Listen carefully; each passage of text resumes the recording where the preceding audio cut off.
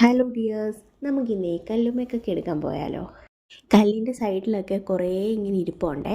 നമ്മളത് ഒന്നെങ്കിൽ വെട്ടുകത്തി വെച്ച് വെട്ടിയെടുക്കുക, അതല്ലെന്നുണ്ടെങ്കിൽ താഴെ ഇങ്ങനെ പറ്റി കിടപ്പുണ്ടായിരിക്കും. അപ്പോൾ നമുക്ക് കൈവച്ചെടുക്കാം. കൂടുതലും സേഫ് വെട്ടിയെടുക്കുന്നത് കേട്ടോ. കൈവച്ചൊക്കെ എടുക്കുമ്പോഴത്തേന് കൈ കീറാനും ഒക്കെ ചാൻസ് വളരെ കൂടുതലാണ്.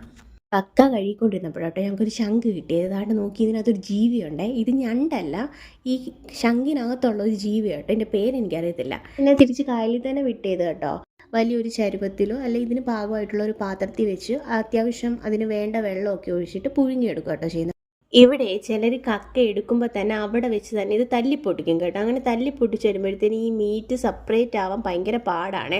അത് കീറിപ്പോകാനൊക്കെ ചാൻസ് കൂടുതലാണ്. അതുകൊണ്ടാണ് നമ്മൾ വീട്ടിൽ കൊണ്ടുപോയിട്ട് ഈ പുഴുങ്ങിയെടുക്കുമ്പോഴത്തേന് ഇതിൻ്റെ മീറ്റ് കുറച്ചുകൂടെ ഉറയ്ക്കും. മീറ്റ് ഓരോന്നായിട്ട് പാത്രത്തിൽ ഇടും തോറും ആദ്യം അത് ആസ്വദിച്ച് തിന്നുന്നുണ്ട് കേട്ടോ. അവന് ഇഷ്ടപ്പെടാൻ ഫസ്റ്റ് ടൈം കേട്ടോ ഈ മീറ്റ് കഴിക്കുന്നത്. ഇനി ഇതേ ക്ലീൻ ചെയ്തിട്ട് കുക്ക് ചെയ്യുന്നത് ഞാൻ വേറൊരു ദിവസം ഇടാം കേട്ടോ.